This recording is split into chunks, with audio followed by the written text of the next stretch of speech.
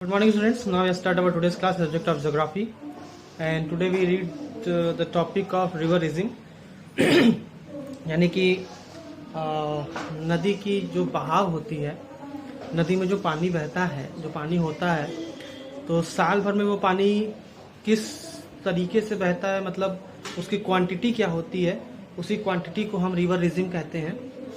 यानी कि नदी की बहाव की जो प्रवृत्ति होती है उसे रिवर रिजिम कहा जाता है कि कब नदी में बहुत ज़्यादा पानी होता है और कब नदी में पानी कम होने लगता है और ये कैसे मेज़र होता है, इन सारी चीज़ों के बारे में हम लोग आज जानेंगे।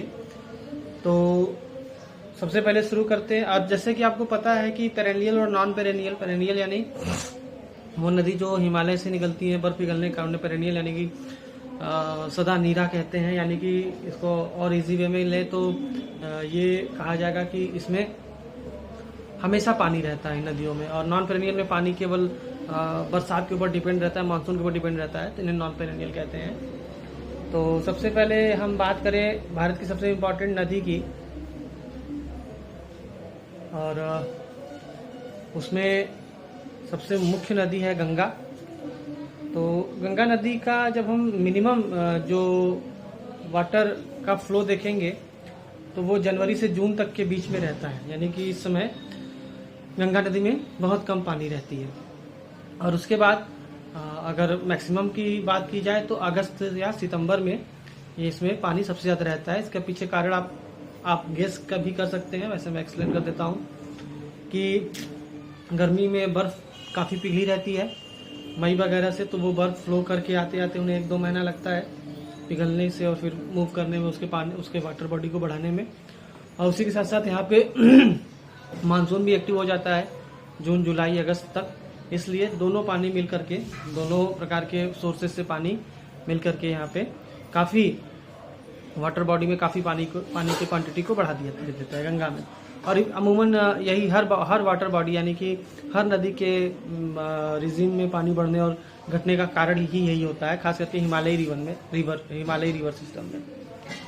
तो इस तरीके से जो गंगा बेसिन का जो ईस्ट और वेस्ट पार्ट है इसमें भी काफ़ी अंतर है, क्योंकि वाटर मेल्ट होने के कारण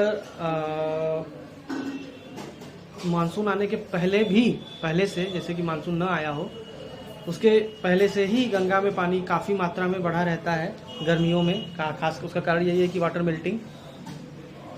अब देखिए फरक्का एरिया है, फरक्का में अगर गंगा नदी के एवरेज वाटर फ्लो की बात करें तो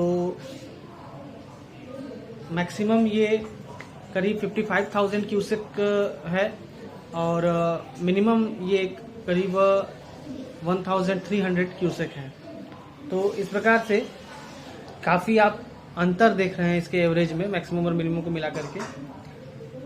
कारण यही है कि ये वाटर जो मेल्ट होता है हिमालय से, उसी की वजह से गंगा नदी का पानी बढ़ता और घटता रहता है। वाटर मेल्टिंग के स्पीड के ऊपर ये रहती है। खास करके क्लाइमेट चेंज की वजह से वाटर मेल्टिंग का स्पीड और तेज हो गया है, तो फ्लड वगैरह की भी आने की संभावना बहुत ज़्यादा बनी रहती है। अच्छा, अब इसके बाद अगर हम चर्चा करें पेनिनसुलर रिवर रिजिम में, तो इसमें आप हिमालयन रिवर रिजिम से तो काफ़ी डिफरेंसेस आपको समझ में आएगा। ये इसके पीछे का रीजन हमने चर्चा कर लिया। नर्मदा नदी की बात करें यहाँ पे, तो नर्मदा नदी में जो वाटर डिस्चार्ज का लेवल है वो जनवरी से जुलाई मंथ तक बहुत कम रहता है, बहुत कम पानी रहता है उसमें।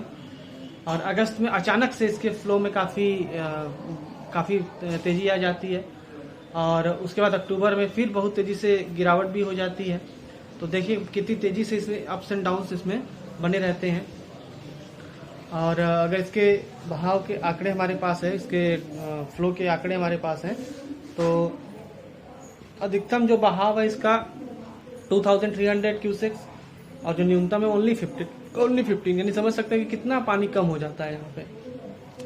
गोदावरी की बात करें, गोदावरी दक्षिण गंगा इसको कहते हैं। गोदावरी नदी की रिवर फ्लो की अगर हम बात करें तो यहाँ का जो प्रवाह यानी कि जो फ्लो है मई में यहाँ सबसे कम रहता है, यानी कि गोदावरी नदी मई में एकदम कम वाटर डिस्चार्ज करती है, उसके नदी में वाटर क्वांटिटी बहुत कम हो जाती है। लेकिन उसी के बाद जुलाई अगस्त में अचानक से इसमें जो फ्लो है इसका बढ़ जाता है, और अगस्त के बाद इसके फ्लो में फिर कमी आ जाती है। और इस तरीके से आप देखिए तो काफ़ी उतार चढ़ाव बड़ा ये गोदावरी नदी का जो वाटर फ्लो है, काफ़ी उतार और चढ़ाव रहा है। अक्टूबर और नवंबर में